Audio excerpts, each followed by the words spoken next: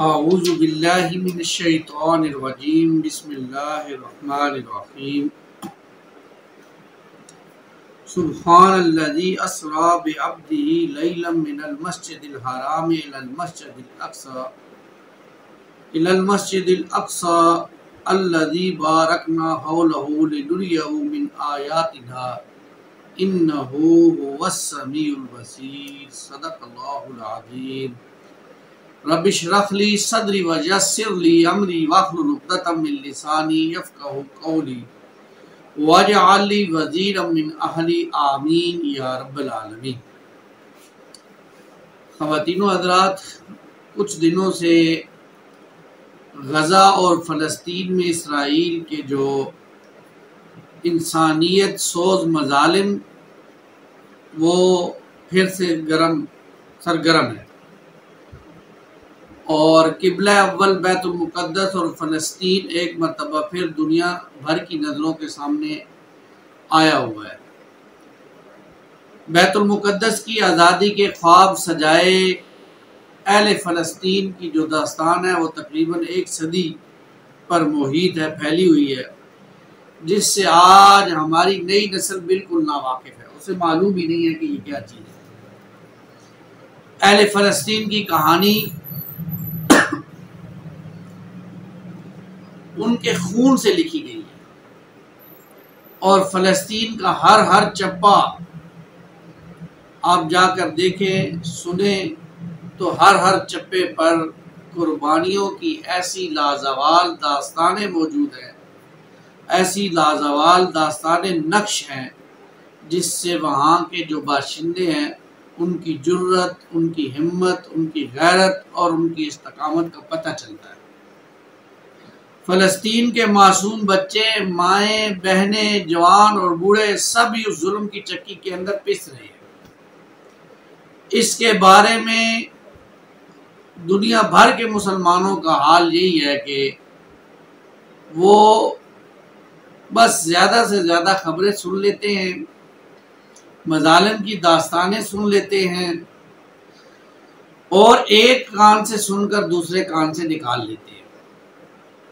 کچھ جو ذرا مذہبی لوگ ہیں وہ ان دنوں میں آپ کو کہہ رہے ہوں گے کہ جی فلسطین پر کیونکہ اسرائیل مظالم کر رہا ہے تو آپ یہ ہے کہ اس حوالے سے قنوت نازلہ کا اہتمام کریں، دعاؤں کا اہتمام کریں، اور کچھ اس سے آگے بڑھ کر ان کی کچھ ہیلپ ہو جائے، کچھ مدد ہو جائے، کچھ کپڑوں کے ذریعے سے، کچھ باقی کھانے پینے کی اشیاء کے ذریعے سے، تو یہ ہمارا ان کے ساتھ تعاون ہوگا۔ اس میں کوئی شک نہیں ہے کہ یہ بھی ایک تعاون ہے، اور اس سے بہت سی تقویت بھی ملتی ہے، لیکن اصل تعاون تو یہ ہے کہ ہم مسجد اقصی اور اپنے فلسطین بھائیوں کے ساتھ کھڑے ہو جائیں۔ کیوں کھڑے ہو جائیں؟ کیونکہ میرے اور آپ کے پیارے آقا صلی اللہ علیہ وسلم کا یہ فرمان مبارک ہے کہ امت ایک جسم واحد کی مانند ہے۔ جب جسم کے ایک حصے میں تکلیف ہوتی ہے تو دوسرا حصہ آرام سے سوتا نہیں ہے، کیوں؟ اس جسم کی تکلیف اسے جگائے رکھتی ہے۔ تو امت کا معاملہ یہ ہے کہ امت میں کہیں اگر ظلم ہو رہا ہے کسی ایک حصے پر تو باقی امت کو پریشان ہونا چاہیے، اور اس کے لیے نجات کی کوشش کرنی چاہیے، آگے بڑھ کر ان کا ہاتھ تھامنا چاہیے، ان کے لیے جان، مال اور وقت لگانا چاہیے۔ تو اس کی طرف آج ہماری کوئی توجہ نہیں ہے۔ بہرحال اس میں بھی کوئی شک نہیں ہے کہ فلسطینی مسلمان اب تقریباً 1 صدی سے تکلیف اور آزمائش کی چکی میں پسے جا رہے ہیں اور پیچھے جا رہے ہیں، اور یہ دنیا کی وہ واحد قوم ہے جو خود اپنے ہی علاقے اور اپنے ہی وطن میں مہاجروں کی سی زندگی گزارنے پر مجبور ہے۔ لیکن یہ بھی سچ ہے کہ دنیا بھر کے مسلمانوں کے دل اہل فلسطین کے ساتھ دھڑکتے ہیں، اور وہ کسی بھی صورت میں اسرائیل کا غاصبانہ قبضہ تسلیم کرنے کے لیے تیار نہیں ہے۔ یہ بات بھی سمجھ لیجئے کہ جو فلسطین کا غم ہے یہ امت مسلمہ کا مشترکہ غم ہے، اور اہل فلسطین کا درد بھی سانجھا ہے، اور یہ بات بھی روز روشن کی طرح آیا ہے کہ بیت المقدس کا جو مسئلہ ہے فقط اہل فلسطین کا مسئلہ نہیں ہے، بلکہ پوری ملت اسلامیہ کا مسئلہ ہے، پوری امت کا مسئلہ ہے۔ لہذا ہمیں اپنی نسلوں کو بیت المقدس کی تاریخ سے واقف کروانا چاہیے تاکہ ہماری نسلیں بیت المقدس کی حفاظت اور آزادی کے لیے ہمیشہ تیار رہیں۔ کسی شاعر نے کیا الفاظ کہے ہیں، اقصی کی زمین کو ہم سب مل کے چھڑائیں گے، اقصی کی زمین کو ہم سب مل کر چھڑائیں گے، تاریخ فلسطین ہم گھر گھر جا کے سنائیں گے۔ تو آج فلسطین کی تاریخ دوڑانے کی ضرورت ہے۔ ہمیں معلوم ہونا چاہیے کہ فلسطین کے ساتھ ہمارا اتنا لگاؤ کیوں ہے، کیوں ہم فلسطین سے اتنی محبت کرتے ہیں۔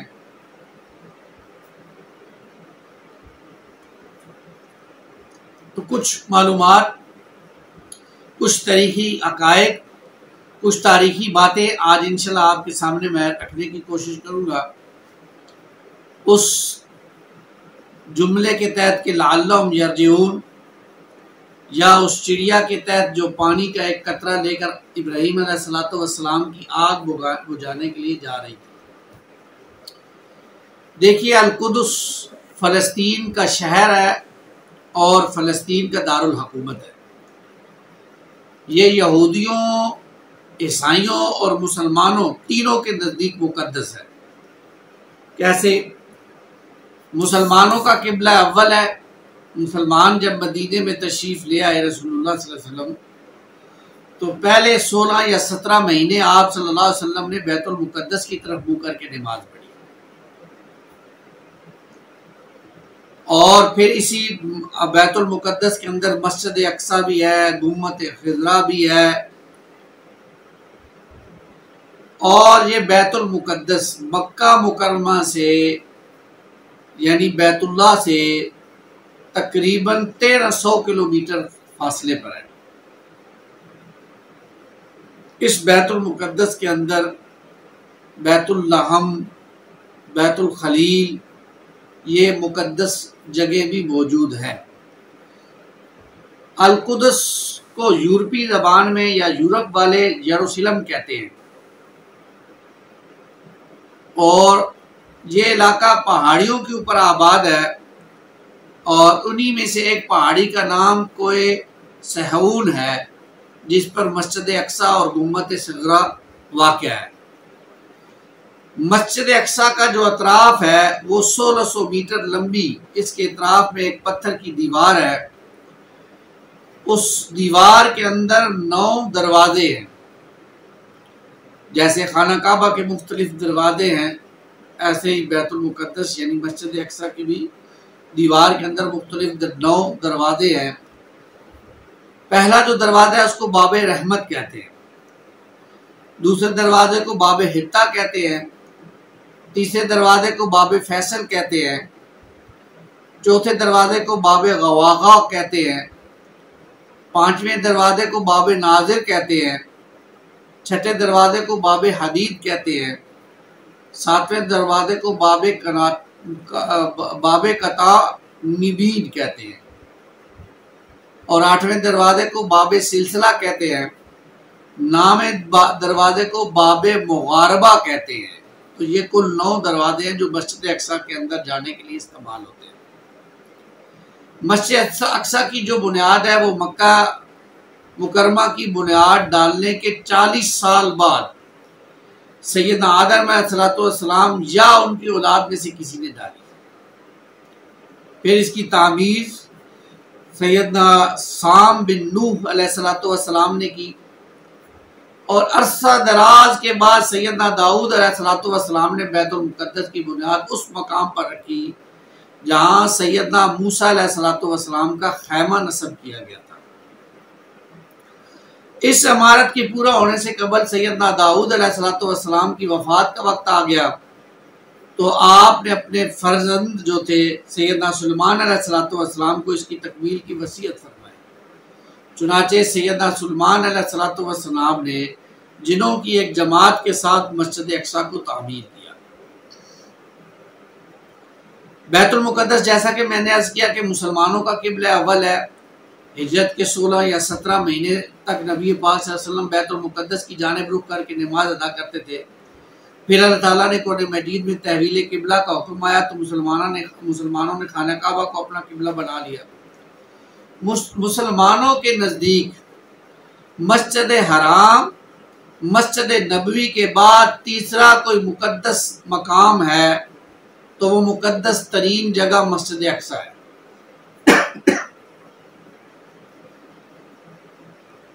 وہ مقدس ترین جگہ مسجد اقصی ہے۔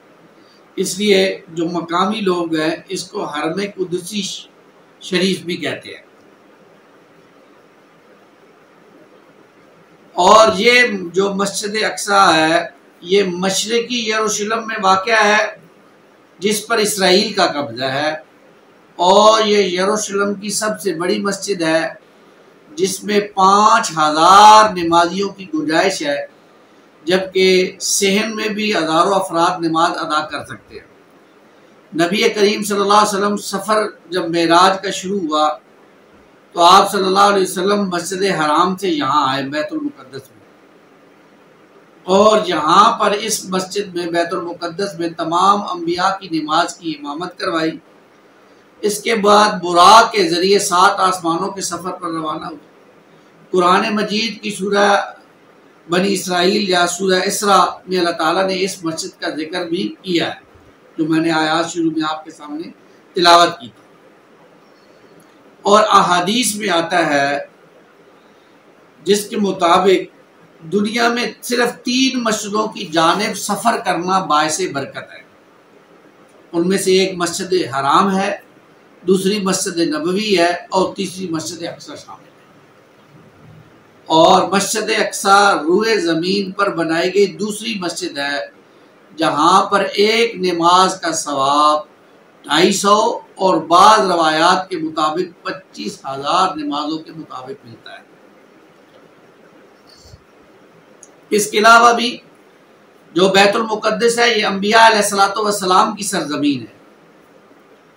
جب نبی پاک صلی اللہ علیہ وسلم کی بعثت ہوئی، آپ کو اللہ تعالیٰ نے نبی بنا کر بھیجا، تو اس وقت اس پر سلطنت روم کے عیسائیوں کا قبضہ تھا، اور سلطنت روم اس وقت بہت طاقتور ریاست تھی، لیکن اس وقت نبی پاک صلی اللہ علیہ وسلم نے بیت المقدس کی آزادی کی خوشخبری سنائی اور اس کو قیامت کی نشانیوں میں سے قرار دیا۔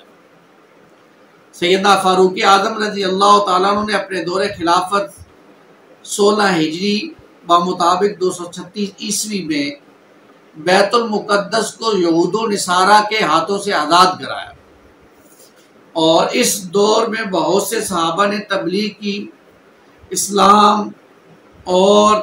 اسلام اور اشاعت دین کے لیے بیت المقدس ہی کے اندر قیام اختیار فرمایا۔ سن 66 ہجری اور سن 86 ہجری کے دوران خلیفہ عبد المالک بن مروان نے مسجد اقصی کی تعمیر شروع کرائی، اور سن 86 اور سن 96 ہجری کے درمیان ان کے صاحبزادے خلیفہ ولید بن عبد المالک نے اس کی تعمیر کو مکمل کیا اور اس کی تزئین و آرائش کا کام بھی مکمل کرایا۔ عباسی خلیفہ ابو جعفر منصور نے بعد میں اس مسجد کی مرمت بھی کرائی۔ بیت المقدس کی یہ مقدس سرزمین تقریباً عباسی دور تک مسلمانوں کے پاس رہی۔ پھر جیسے جیسے مسلمانوں میں آپس میں اختلافات بڑھتے گئے، خانہ جنگی ہوتی گئی، سیاسی فتنوں نے سر اٹھایا، اور کچھ باطنی تحریکوں کی وجہ سے عباسی حکومت کمزور پڑنے لگی، تو گھاٹ میں بیٹھے ہوئے یہودیوں کو موقع مل گیا کہ وہ اس کے اوپر قبضہ کر لیں۔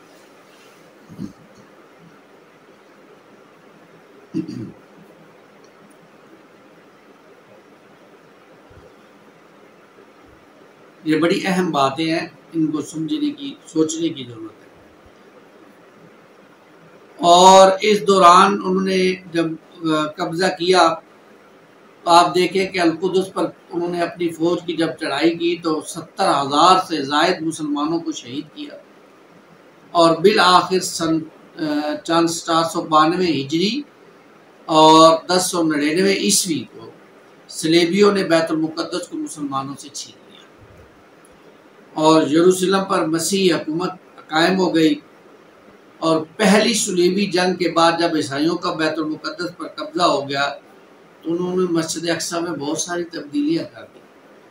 انہوں نے وہاں پر رہنے کے لیے مختلف کمرے بنائے اور مسجد اقصی کا نام تبدیل کر کے معبد سلیمان رکھا، اور اس کے اندر متعدد عمارتوں کا بھی اضافہ کیا گیا۔ کچھ کمرے اناج اور ضرورت کی اشیاء کے لیے جو بنائے گئے، اور مسجد کے اندر اور مسجد کے ساتھ باہر میں گرجا گھر بھی تعمیر کیا گیا۔ اس کے بعد سلطان صلاح الدین ایوبی رحمہ اللہ علیہ نے قبلہ اول کی آزادی کے لیے تقریباً 16 جنگیں لڑی، اور بالآخر سن 538 ہجری سن 1187 عیسوی میں سلطان صلاح الدین ایوبی نے اتنی جنگوں کے بعد بیت المقدس کو یہودیوں سے آزاد کروایا۔ مسجد اقصی کو عیسائیوں کے نشانات سے پاک کیا گیا، مسجد کے محراب اور مسجد کو دوبارہ تعمیر کیا گیا۔ اس طرح 88 سال بعد بیت المقدس دوبارہ مسلمانوں کے قبضے میں آ گئی، اور ارض مقدس سے عیسائیوں کی حکومت کا صفایا ہو گیا، اور اس طرح یہ جو ارض مقدس سری فلسطین ہے تقریباً 761 برس پھر مسلمانوں کی سلطنت رہی، اس پر جو ہے مسلمانوں نے حکومت کی۔ پھر پہلی جنگ عظیم دسمبر 1917 کے دوران میں انگریزوں نے بیت المقدس اور فلسطین پر قبضہ کر کے یہودیوں کو آباد کرنے کی اجازت دے دی، اور یہود و نصارہ کی سازش کے تحت نومبر 1947 میں اقوام متحدہ کی جنرل اسمبلی نے دھاندلی سے کام لیتے ہوئے فلسطین عربوں اور یہودیوں میں تقسیم کر دیا، یہاں تک کہ 14 مئی 1948 میں امریکہ، برطانیہ اور فرانس کی سازشوں سے ارض فلسطین کے خطے میں ایک یہودی ریاست یعنی اسرائیل قائم کیا گیا، اور جب 1948 کو یہودیوں نے اسرائیل کا اعلان کر دیا تو پہلی عرب اسرائیل جنگ چھڑ گئی۔ اس جنگ کے نتیجے میں اسرائیلی فلسطین کے 78 حصے پر قابض ہو گئے، تاہم مشرقی یروشلم یعنی بیت المقدس اور غرب اردن کے کچھ علاقے مسلمانوں کے قبضے میں ہی رہے۔ پھر تیسری عرب اسرائیل جنگ کے دوران جون 1967 میں اسرائیلیوں نے باقیہ فلسطین اور بیت المقدس پر بھی اپنا تسلط جما لیا، اور اس طرح 1967 میں بیت المقدس پر یہودیوں کا مکمل قبضہ ہو گیا، اور آج تک وہ ان کے پورے قبضے میں ہے۔ اب ذرا ان باتوں کو نوٹ کیجئے۔ اسلام اور ملت اسلامیہ کے خلاف یہودیوں کی یہ دشمنی تاریخ کا ایک حصہ ہے۔ یہود مدینے میں جب رسول اللہ صلی اللہ علیہ وسلم تشریف لائے تو انہوں نے شورشیں کی، سازشیں کی، اور رسول اللہ صلی اللہ علیہ وسلم کو ہر قسم کی تکلیف سے گزرنا پڑا، اور گزشتہ 14 صدیوں سے یہود نے مسلمانوں کے خلاف بالخصوص اور دیگر انسانیت کے خلاف بالعموم جو ہے وہ ایک جنگ کا آغاز کر رکھا ہے، اور اس وقت پوری دنیا میں سب سے بڑا مسئلہ فلسطین ہے۔ تو یہودیوں نے گویا کہ یہ مسئلہ پیدا کر کے مسلمانوں کے دل میں کھرچ قوم دی ہے۔ 1948 میں اسرائیل کے قیام کے بعد یورپ سے آئے ہوئے جو غاصب یہودی تھے، ہزاروں سال سے فلسطین میں آباد فلسطینیوں کو ان کی زمینوں سے بے دخل کر کے انہیں کیمپوں میں ابتر زندگی گزارنے پر مجبور کر دیا۔ اس دوران 21 اگست 1969 کو ایک آسٹریلوی یہودی ڈینس مائیکل نے قبلہ اول کو آگ لگا دی، جس سے مسجد اقصی 3 گھنٹے تک آگ کی لپیٹ میں رہی اور جنوب مشرقی حصہ جو ہے وہ گر پڑا۔ محراب میں موجود ممبر پر بھی جو نقش و نگار سے وہ نظر آتش ہو گئے، جسے صلاح الدین ایوبی رحمۃ اللہ علیہ نے فتح بیت المقدس کے بعد وہاں پر نصب کروایا تھا۔ اصل یہودی کیوں یہ چاہتے ہیں؟ یہودی اس مسجد کو ہیکل سلیمانی کی جگہ تعمیر کرنا چاہتے ہیں۔ وہ یہ کہتے ہیں کہ اسی جگہ پر ہمارا جو سلیمان علیہ السلام نے ٹیمپل بنایا تھا، ہیکل سلیمانی بنایا تھا، اسی مسجد میں وہ ہے اور اس جگہ پہ ہم نے اس کو تعمیر کرنا ہے۔ اس لیے وہ 12 کچھ ہی دن گزرتے ہیں تو فلسطینی مسلمانوں کو شہید کرتے ہیں، زخمی کرتے ہیں، گھروں سے بے گھر کر دیتے ہیں اور لاکھوں افراد کو اپنے قبضے میں لے لیتے ہیں۔ یوں سمجھیے کہ جو غزہ کا علاقہ ہے وہ ایک مکمل زندان بن چکا ہے، اور مسلح میں اور اس پر تو یہ بس ہے، لیکن اقوام متحدہ اور اس کے کرتا دھرتا اور یورپ کے ممالک یہودیوں کے سرپرست وہ کچھ کرنے کے لیے تیار نہیں ہے۔ اور افسوس کا مقام یہ ہے کہ ہمارے نام نہاد مسلمان حکمران اپنی ذاتی حقیر مفادات اور اپنی چند روزہ شان و شوکت زندگی کے لیے کرسی کی بقا کی خاطر یا تو ان دشمنان اسلام کی حمایت کر رہے ہیں یا پھر خاموش تماشائی بنے ہوئے۔ یہ حالت ہے ہماری۔ پوری دنیا میں ایک ہی ایٹمی ملک ہے پاکستان، اور یہ صرف پاکستان کا نہیں ہے، یہ پورے مسلمانوں کا ہے۔ یہ جب بن رہا تھا تو نعرہ لگا تھا کہ اس مسلمانوں کا اسلامی طاقت بنانے جا رہے ہیں۔ تو اس وقت مسلمانوں میں اگر کوئی طاقتور ہے تو وہ صرف اور صرف یہ مسلمانوں میں طاقتور جو ہے پاکستان ہے۔ پاکستان اگر آج چاہے تو اسرائیل کی جرت نہیں ہے کہ وہ فلسطین پر حملہ کر سکے، لیکن اگر کوئی ہمارا حکمران ایسا آئے جو دھمکی تو دے، ان کو ایک دھمکی دے اسرائیل پیچھے ہٹ جائے گا۔ صرف اتنا کہنے کی ضرورت ہے کہ اگر تم نے مسلمانوں پر حملہ کیا تو یہاں سے ہم ایٹمی دھماکہ کریں گے تمہارے تل ابیب پر، اس کو تباہ و برباد کر دیں۔ لیکن اس کے لیے ایمانی غیرت کہاں سے لائیں؟ ہمارے حکمران تو بس بیان بازیوں کے ماہر ہیں اور وہ دے دیتے ہیں۔ وہاں جو ظلم ہو رہا ہے وہاں کسی مسلمان کو یہ جرت نہیں ہوئی کہ وہاں جا کر فلسطین کے لوگوں کے ساتھ ہمدردی کا جو ہے وہ اظہار کیا جائے، نہیں۔ پوری امت بشمول حکمرانوں کے خاموش تماشائی بنے۔ لیکن اس میں ایک بات ہمارے لیے بڑی اہم ہے، اور وہ یہ ہے کہ احادیث میں قیامت سے پہلے یہ علاقہ پھر مسلمانوں کے قبضے میں آئے گا انشاءاللہ، لیکن کیا اس وقت تک ہم لوگ اپنا کچھ ساتھ دیں گے ان کا؟ اس کے لیے ہمیں کیا کرنا ہے؟ یہ بات بہت اہم ہے نوٹ کرنے کی۔ سب سے پہلے پاکستانیوں کو یہ چاہیے کہ پہلے اس پاکستان کے اندر ایک اسلامی آزاد اسلامی ریاست کا قیام کیا ہے۔ اسلامی ریاست بن جائے، اسلامی اصولوں پر بن جائے، ہر ایک کو اس کا حق ملنا شروع ہو جائے، پھر جو پاکستانی فوج ہے وہ ایک اسلامی ریاست کی فوج بنے گی، اور پھر یہاں سے دوسرے مسلمانوں پر جہاں کہیں بھی ظلم ہو رہا ہوگا اس وقت کا امیر، وزیر اعظم، جو بھی اس کو ہم نام دیں گے، وہ ان کو بھیجے گا کہ جاؤ اپنے مسلمانوں کی مدد کرو، جیسے صلاح الدین ایوبی نے کی تھی، جیسے محمد بن قاسم نے۔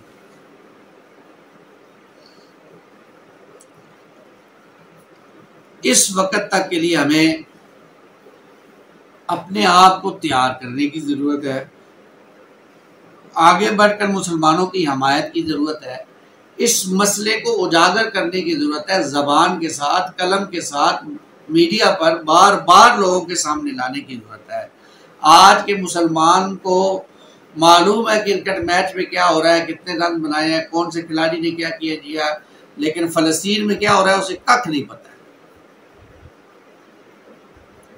اس لیے ضرورت اس بات کی ہے کہ ہم بیت المقدس جو ہمارے لیے بھی بہت اہم جگہ ہے، جس کے لیے ہمیں اپنی جانیں بھی اگر نشاور کرنی پڑے تو کم ہے، تو ہمیں اٹھنا چاہیے اور اس کے پیچھے بھاگنا چاہیے۔ اٹھ باندھ کمر کیا کرتا ہے، پھر دیکھ خدا کیا کرتا ہے۔ مسلمان ایک دفعہ کمر تو باندھے، کھڑے تو ہو جائے، فلسطین کے پیچھے کھڑے ہو جائیں، پھر اللہ تعالیٰ انشاءاللہ ان کے لیے راستے بھی نکالیں گے، اور انشاءاللہ مسلمانوں جو ہے وہ فلسطین کو آزادی دلوائیں گے۔ اس کے لیے ہمیں ملنے کی ضرورت ہے، بیٹھنے کی ضرورت ہے ہماری حکومتیں جا کر وہاں پر جو ہے وہ ان سے بات کریں، اور اگر فی الوقت دھمکی لگانے کی ضرورت ہے تو دھمکی بھی لگائیں۔ اللہ تعالیٰ سے دعا ہے کہ اللہ تعالیٰ ہمیں اس ارض مقدس کے لیے اپنا مال، جان اور خون دینے کی توفیق عطا فرمائے۔ یہ بات بھی یاد رکھیے، یہ صرف دعاؤں سے، صرف قنوت نازلہ پڑھنے سے، صرف سورہ کوثر کے ورد کرنے سے، صرف تسبیح کے دانے گننے سے کبھی فلسطین آزاد نہیں ہوگا۔ اس کو آزاد کرنے کے لیے جہاد فی سبیل اللہ کرنے کی ضرورت ہے، اور وہ جہاد فی سبیل اللہ گھر بیٹھے یا دکان پر بیٹھے یا آفس میں بیٹھے ہوئے نہیں ہو سکتا۔ اس کے لیے میدان جہاد میں نکلنا پڑے گا، اس کے لیے اللہ کے دین کو تھامنا پڑے گا، پھر جا کر وہ جہاد اور ایمان کی قوت ملے گی، اور پھر جہاد کرنے کا جذبہ پیدا ہوگا۔ اللہ تعالیٰ ہمارے اندر وہ جذبہ پیدا کرے کہ ہمیں جہاد کرنے کا شوق پیدا ہو جائے، اور ہم اس شوق کے ساتھ مسلمانوں کی مدد کے لیے اٹھ کھڑے ہوں۔ اللہ ہمیں اس کی توفیق عطا فرمائے، آمین یا رب العالمین۔ اقول قولی ھذا استغفر اللہ لی ولکم ولسائر المسلمین والمسلمات۔